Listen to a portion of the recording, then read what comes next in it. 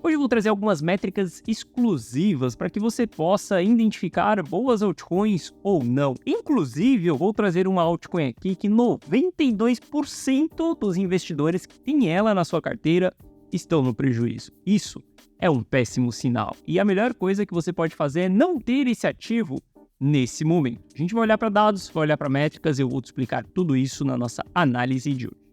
Bom, Guitelis na área, e se você não for inscrito no canal, considere se inscrever, pois aqui eu trago um mega conteúdo todos os dias da semana, principalmente quando eu falo sobre a análise on-chain.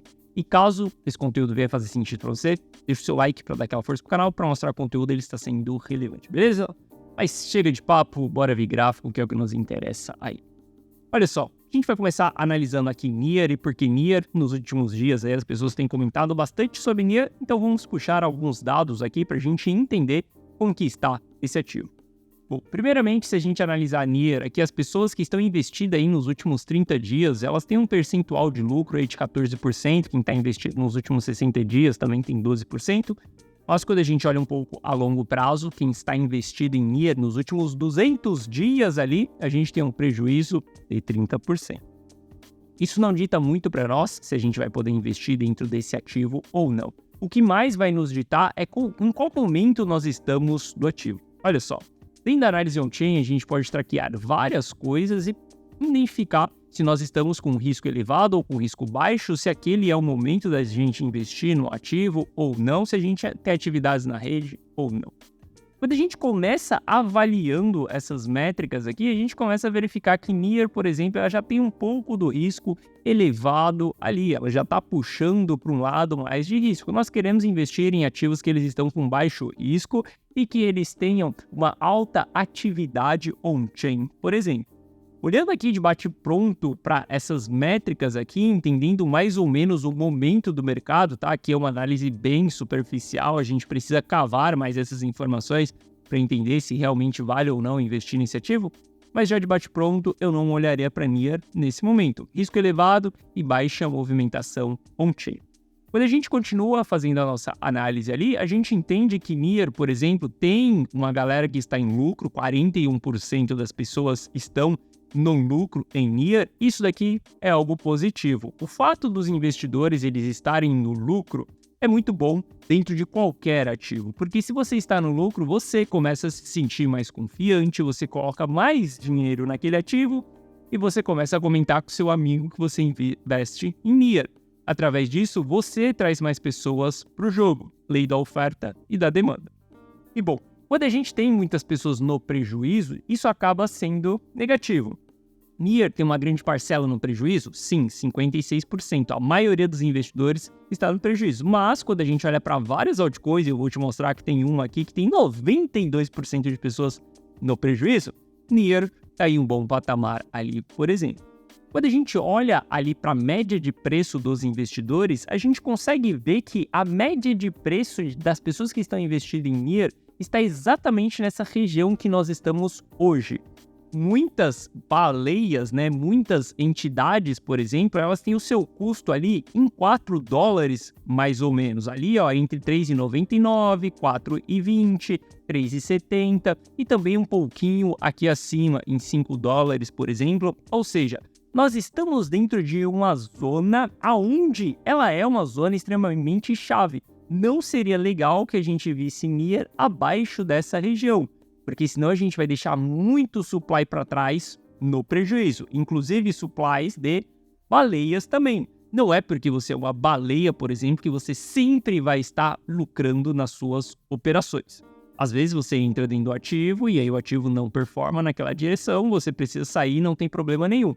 O grande ponto é que quando as baleias estão no prejuízo, a gente tem uma pressão vendedora extremamente forte, tá? Então a gente deve tomar cuidado com isso. Olha só, a gente consegue ver aqui que a concentração do supply, por exemplo, ela está bem dentro dessa região mesmo. Aqui, ela está ali entre os 5,34 ali e os 3,77. Ou seja, a gente está dentro de uma região chave. Não gostaria de ver, por exemplo, Near abaixo dessa região, porque aí ficaria muito mais crítico esse cenário. Quando a gente analisa a realização de lucro, por exemplo, que aconteceu dentro de Near, isso daqui já é um pouco mais negativo para o ativo. Porque a gente vê que essa região aqui que nós estamos, por exemplo, foi uma região de alto interesse de venda. A gente não tinha vendas acontecendo em NIR, por exemplo, quando a gente estava ali na bacia das almas perdidas, né? Veja que a gente ficou um longo período sem ter realizações de lucro acontecendo dentro do ativo. Durante todo o período de bacia das almas perdidas, não havia realização de lucro. Isso significa que a gente só tinha pressão compradora nesse momento. Depois que NIR começou a subir, a gente viu realizações de lucro acontecendo. Esse último rally que NIR teve, por exemplo, que ela saiu ali dos 3,60 e foi bater lá em cima nos 5,50, a gente também viu realizações de lucro acontecendo. O que isso significa para nós? Que toda a movimentação de alta que está tendo dentro do ativo, os players estão optando por sair, colocar seu lucro no bolso. Ou seja, isso é uma pressão de venda. Mas, num contexto geral, quando a gente analisa NIR aqui, o ponto que nós estamos hoje, ele é um ponto interessante. Só não gostaria de ver o ativo abaixo dessa região. Então, para você, tem NIR na carteira, entenda essas métricas que estão acontecendo, acompanhe essas métricas, por exemplo, a próxima subida do mercado, se a gente vai ter realizações de lucro ou não, ou se os players vão continuar mantendo suas posições. Bom, o próximo ativo que nós podemos analisar aí também é Chainlink. Chainlink, ela está mais num sentimento negativo, tá? Nos últimos 200 dias a gente tem 41% de drawdown aí. É um drawdown bem relevante, tá? Quando a gente analisa o momento ali, a gente tem um baixo risco acontecendo dentro de Link e a gente tem um alto volume on-chain. Ou seja, isso daqui é uma informação importante e positiva para o ativo. Além da gente saber que também tem algumas pessoas ali que estão no lucro desse ativo, não é a maioria, tem menos pessoas do que dentro de NIR, por exemplo, mas quando a gente analisa Chainlink, a gente vê que tem uma alta concentração de supply muito abaixo dessa região, ou seja, lá nos $7, que foi a bacia das almas perdidas, e a gente também tem muita concentração aqui dentro dessa região dos $12. Ou seja, os $12, essa região que nós estamos aqui, ela pode ser uma região de grande suporte. Caso o ativo ele não se segure, a gente vai buscar por esse suporte mais embaixo, que vai ser lá por volta dos $7. Analisando também as realizações de lucro que aconteceram dentro de Chainlink, a gente consegue ver que já houve uma diminuição da realização de lucro, um pouco diferente de NIR. NIR ainda continua tendo algumas realizações de lucro quando o mercado está subindo. Link, não especificamente. A gente tem um dia ou outro que tem alta realização de lucro, mas isso daqui a gente pode cavar essa informação que muito provável isso aqui sejam operações de VCs ou outros players que carregam essas posições ali. Ela acaba sendo uma movimentação meio que única, né? Veja que foi um único dia aqui, depois a gente teve um único dia aqui, diferente de NIR, que acaba sendo uma consistência, aonde nos mostra que não é um único player que está fazendo isso, mas sim vários players. E bom, quando a gente olha em Chainlink, então, a realização de lucro ela está diminuindo. Acaba que Link está mais favorável do que NIR, por exemplo, porque se a gente vê uma diminuição da realização de lucro, a gente sabe que estamos dentro de uma zona de suporte, beleza? Se não se segurar dentro dessa região de suporte, a gente pode ir lá nos $7, mas a gente vai olhar para esse ativo dos $7, por exemplo, como um ponto de compra. Então, em vez da gente escolher uma NIR, por exemplo, a gente tem um ativo que ele está mais favorável, que é Chainlink. Bom, o nosso próximo ativo aí é Lido nos últimos 200 dias, 65% de prejuízo. E se a gente analisar, por exemplo, Lido, ela está com um risco extremamente elevado. Isso não é nem um pouco positivo. E quando a gente olha para as carteiras dos investidores, 92% das pessoas elas estão no prejuízo. Olha só, muitos ativos eles têm bons fundamentos, mas fundamento não significa performance. Performance tem a ver exatamente com a variação do preço com ativo financeiro, se os players estão multiplicando dinheiro ou não. O fato é que quem tem Lido na carteira está no prejuízo. 92% das pessoas estão no prejuízo. Aqueles que estão no lucro são pessoas que compraram em um passado bem recente ali, uma zona de preço. A gente sabe que, por exemplo, as mínimas de Lido, ela não é tão longe dessa região que nós estamos aqui, né? Hoje, Lido, por exemplo, tá ali no $1,10. A gente sabe que a região mais baixa que nós tivemos ali foi em 50 centavos. Ou seja, Quem está no lucro, no máximo tem 100% de lucro. Aí a gente está falando de um cara que comprou lá nos 50 centavos, por exemplo, em junho de 2022. Do contrário, todos os restos estão no prejuízo. Isso acaba sendo bem negativo para o ativo. Isso não é o tipo de ativo que eu vou querer estar investido, por exemplo, aonde o sentimento do investidor ele não é um sentimento muito positivo. Você pode ter uma convicção do ativo durante um período em específico, porque ele tem bons fundamentos. Mas se você passar muito tempo comprando e o ativo não performance, cara, a gente está falando desde junho de 2022. Quem comprou LDO de lá para cá, não comprou abaixo de $1, por exemplo, essa pessoa está num prejuízo. Ela vai perdendo a sua convicção com o passar do tempo. Isso acaba sendo muito negativo para o ativo. Então, se tem uma altcoin que, por exemplo, nesse momento eu não colocaria na minha carteira nem a pau, seria Lido, porque a gente tem uma grande parcela dos investidores no prejuízo. E se a gente olhar para o que está acontecendo, olha a quantidade de baleias que nós temos com um custo extremamente alto. Nós temos muito supply ali em 4,30, ou seja, a gente tem uma galera que está com um baita de um prejuízo não realizado nesse ativo. Se esse ativo ele vem buscar um novo fundo dentro do Price Action, a gente começa a ver essa galera distribuindo. Tem muita baleia para trás no prejuízo dentro de Lido. Então, esse é um ativo aqui que eu literalmente passaria longe de investir nesse momento. Bom, outro ativo que nós temos aí é Ether, tá? Se a gente olhar para Ether Performance nos últimos 200 dias, 30% negativo, os últimos 60, 10% negativo, nos últimos 30 dias, a gente tem 2% ali no positivo. Ether, ele já está com baixo risco. Por exemplo, um ativo que a gente pode olhar nesse momento, caso a gente queira investir, a gente vai seguir analisando esse ativo. Quando a gente olha para as carteiras de Ether, uma boa parcela dos investidores estão no prejuízo, apenas 28% estão no lucro, mas a gente sabe que a maioria das baleias, elas têm o seu custo atrás do preço que nós estamos hoje. Ou seja, se esses caras se mostraram que eles são investidores de longo prazo, por exemplo, a gente vai buscar outras métricas para entender isso daqui. Qual que é a idade desse supply, por exemplo? Mas se esses caras estão holdando esse ativo há 4 anos, por exemplo, é muito provável que eles não venham vender nesse momento, porque eles têm uma convicção muito forte em cima do ativo. Então, eles acreditam que o projeto vai continuar performando muito bem. Sem falar que a mínima do Ether foi em $800. E esses caras estão investindo, cara, em patamares extremamente mais baixos, né? A gente pode puxar aqui, a gente pode ver aonde que está esse supply. A gente tem grande quantidade de supply acontecendo abaixo dos $1.000 ali, tá? Abaixo dos $500 tem muito supply de Ether.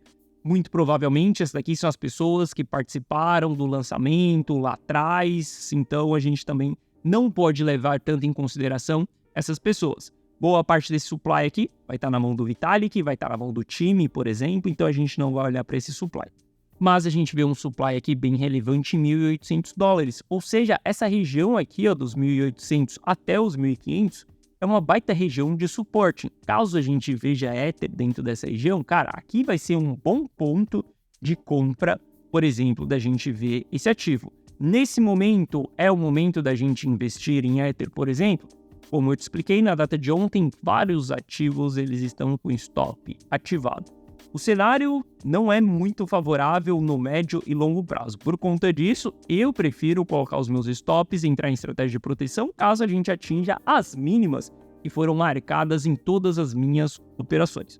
Porque, afinal de contas, eu não vou pagar para ver qual que é o tamanho da queda que vai vir caso a gente perca o fundo que nós temos. Eu prefiro ficar de fora dessa posição. Gui, mas a parada pode subir e você pode perder a próxima movimentação. Uma fração dela, mas não 100% dela. Saiba quando as coisas voltarem a reverter, caso a gente perca o suporte ali, a gente simplesmente se expõe naquela direção, beleza? Mas o que eu estou trazendo aqui para você são overviews através de dados para que você possa escolher um ativo de uma maneira mais racional e não através daquilo que você acha. Por exemplo, você acha que a LDO tem um bom fundamento? Você pode achar que sim, porque faz sentido ela ter um bom fundamento. Liquid Stake, cara, mais conhecido que nós temos, maior volume de Ether travado dentro da plataforma. Em termos de fundamento, excelente, mas quando a gente olha para em termos de investimentos, não, eu não olharia para esse ativo nesse momento. Bom, olhando para as realizações de lucro ali de Ether, a gente teve uma boa diminuição também das realizações de lucro acontecendo nessa última subida que nós tivemos. Isso daqui nos traz uma diminuição da pressão de venda. Ou seja, como eu falei, olhando para os dados anteriores aqui, Ether começa a se tornar um ativo interessante, um ativo que tem baixo risco. Nesse momento, significa que a gente vai sair comprando? Não, obviamente que não. Mas significa que é um ativo que está no nosso radar, por exemplo, para a gente ficar observando e analisando. Entendendo tudo isso, entendendo como que está todos os ativos, o que a gente deve entender também é como que está o cenário para o Bitcoin. Bom, o primeiro passo que a gente vai fazer é olhar para a volatilidade do Bitcoin. A volatilidade do Bitcoin ela está extremamente baixa. Isso significa que em breve a gente vai ter uma grande porrada dentro dessa volatilidade. Dá para saber qual que é o direcionamento dessa volatilidade? Não dá para saber. Mas quando a gente começa a olhar para movimentos como o que eu apresentei para você na data de ontem, uma grande distribuição acontecendo, realização de 5 bilhões de dólares em lucro de um player que comprou lá nos 28 mil dólares do Bitcoin, isso é um péssimo sinal, porque quando a gente olha para o total do supply na mão do long term holder velhaco e não do novato, a gente vê que esse supply ele está diminuindo cada vez mais, principalmente com a movimentação de ontem. Ou seja, nós estamos vivenciando uma distribuição do long term holder desde o início de janeiro de 2024. Isso daqui significa que a partir do início da distribuição deles a gente bate o ponto, o topo do mercado? Não. Muito pelo contrário, a gente vai continuar subindo se a gente estiver dentro de uma fase eufórica e o mercado vai embora. O ponto é que o long term holder ele está saindo no jogo. Ele está saindo no jogo, ele está entregando o supply para a mão do short term holder. E a gente sabe que o short term holder ele sempre faz cagadas durante as quedas. Outro vídeo a gente fala sobre isso daí. Bom, mas quando a gente olha a realização de lucro do Bitcoin, a gente sabe que essa zona entre 60 e 70 mil dólares, ela é uma zona que teve muita realização de lucro. A realização que aconteceu agora em um passado recente, ela é uma realização extremamente preocupante, que foi o que eu apresentei para você ontem aqui no canal. A gente não pode ver continuação dessa realização de lucro. Quando a gente tem uma barra única e exclusiva assim, acaba sendo de um único player, beleza, a gente não leva tanto em consideração, a gente não pode ver uma consistência, tá? Um volume muito alto. É exatamente o mesmo volume médio aqui, ó, que a gente teve na formação do topo do ciclo passado. Tanto no começo de 2021, quanto ali no final de 2021 também. Entendendo isso, entendendo que o mercado ele funciona em ciclos, tá? A gente funciona em fases, sempre vamos vivenciar as fases de fundo e as fases de topo, onde as fases de fundo a gente tem um medo extremo, uma capitulação, as fases de topo a gente tem uma euforia e o mercado começa a subir sem freio, todo mundo começa a acreditar em uma alta infinita. A gente vivenciou todas as fases em termos de sentimento, tá? Esse é o Fiat Greed Index, é diferente do NUPL, mas ele também nos mostra qual foi o sentimento dos investidores. A gente saiu do extremo medo, que foi a nossa fase de capitulação, e a gente bateu a nossa extrema ganância ali, por exemplo, que foi a fase azul aqui, uma euforia emocional. Saiba que depois que a gente bate essa euforia emocional, ou a gente vai continuar subindo, por exemplo, dentro dessa fase de euforia, ou a gente vai vivenciar uma capitulação profunda, um extremo medo. Esse daqui é o famoso reset que nós temos no ciclo, para que a gente possa subir e ter uma nova pernada muito mais longa. Isso daqui sempre vai acontecer? Não, nem sempre vai acontecer, mas quando a gente olha em termos dos históricos passados, a gente consegue ver que até mesmo o topo de 2019 ele foi constituído com uma euforia, uma alta infinita. E depois a gente teve uma capitulação bem profunda, bem agressiva, onde as pessoas passaram a não acreditar mais em alta, depois a gente voltou a subir de novo e a gente foi buscar ali a euforia. Bom, a gente bateu a euforia e a gente ainda não bateu uma grande capitulação, a gente ainda não trouxe um extremo medo. E só através dessas métricas a gente vai olhar para isso? Só o Fiat Greed Index vai nos ditar isso? Não. O que realmente vai nos ditar isso, se houve uma capitulação ou não, um medo extremo dos investidores, é a realização de prejuízo. a gente ainda não teve uma grande realização de prejuízo. A gente teve uma realização de prejuízo considerável em agosto, que foi quando a gente deu aquele flush nos 48 mil dólares. Aquilo trouxe um sentimento bem negativo para o mercado. Inclusive, se a gente voltar no Fear and Greed Index, a gente vai ver que ele beliscou o extremo medo ali, mas em seguida ele voltou. Mas saiba que essa realização de prejuízo, ela não é uma realização de prejuízo considerável quanto a gente teve nos movimentos passados. O banimento da China, a gente teve 2 capitulações bem profundas acontecendo durante a queda.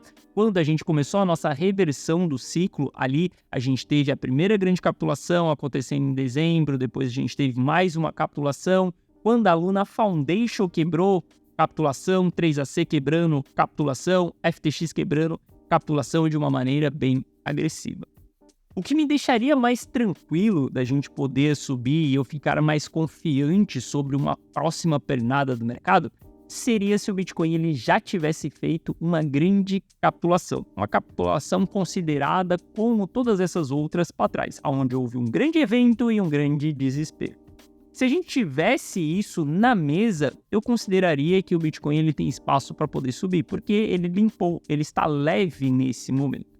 Agora, enquanto esse fato não aconteceu, meu amigo, eu prefiro curtir essa festa perto da porta. Eu prefiro trabalhar com stop em todas as operações. Não é porque eu comprei R$1 milhão em Bitcoin, por exemplo, eu vou ficar segurando, rodando essa parada caso ele perca suportes principais. Eu não vou fazer isso.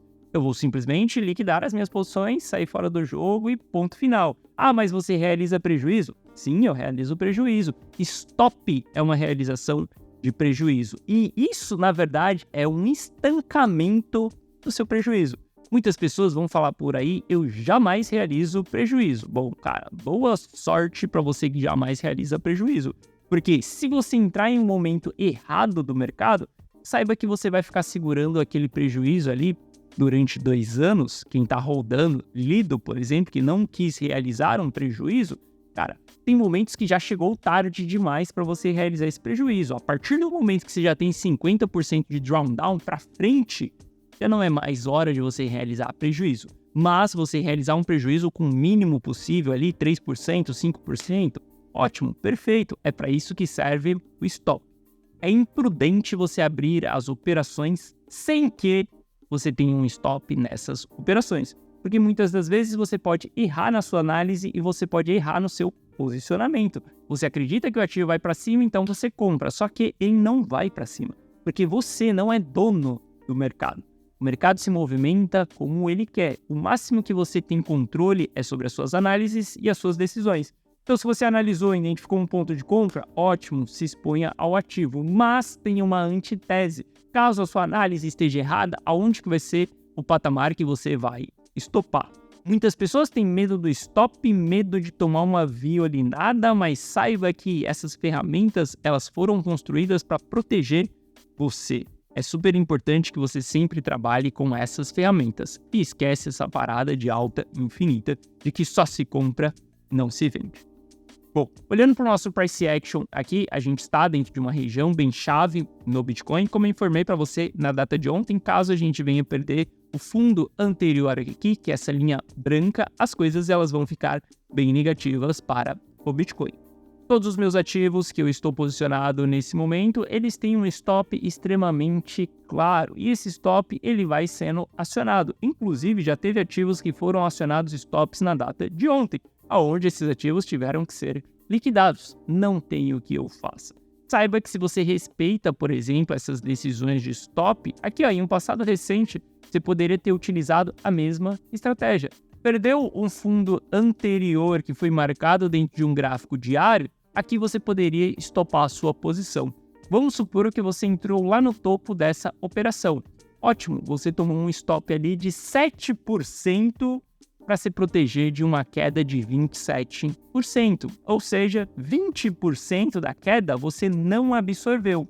Se você estopou a posição aqui em cima, você tem a oportunidade de reentrar aqui embaixo. Agora, se você não estopou a sua posição aqui em cima, você não pode fazer nada aqui embaixo. porque você vai sacar de mais 1 milhão do nada para diminuir o seu custo médio. Caso você faça uma diminuição do seu custo médio, vamos supor que você entrou aqui em cima, você não estopou, você segurou suas posições até aqui embaixo, e você queira diminuir o seu custo médio, e você entra com a mesma quantidade de capital que você entrou aqui em cima, no máximo que você vai conseguir fazer é chegar com um custo médio na metade dessa movimentação. Ou seja, você não vai conseguir aproveitar esse rally de retomada de alta. Por exemplo, investimentos é ser estratégico. Investimento não é um jogo tão simples. Não é aquilo que a gente acha. Não é aquilo que você imagina que vai acontecer. Mas sim os movimentos que acontecem dia após dia. Quanto mais dados você tiver na sua mão, quanto mais ferramentas você tiver na sua mão, mais probabilidade você terá ao seu favor para que você possa lucrar e enriquecer dentro do mercado cripto. Ou se você quiser ter acesso a uma carteira que ela é gerenciada por mim, eu recomendo que você entre para a carteira Rumo ao Milhão, o link está na descrição.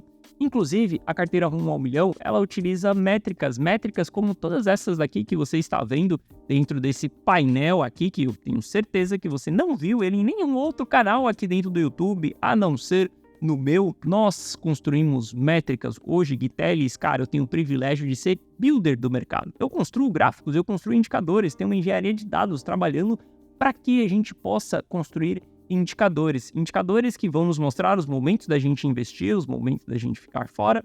Se você quiser ter acesso a tudo isso de tabela, porque eu utilizo todos esses gráficos para tomar a decisão de dentro da carteira Rumo ao Milhão, você só vai precisar copiar e colar as decisões que eu tomo dentro da carteira Rumo ao Milhão.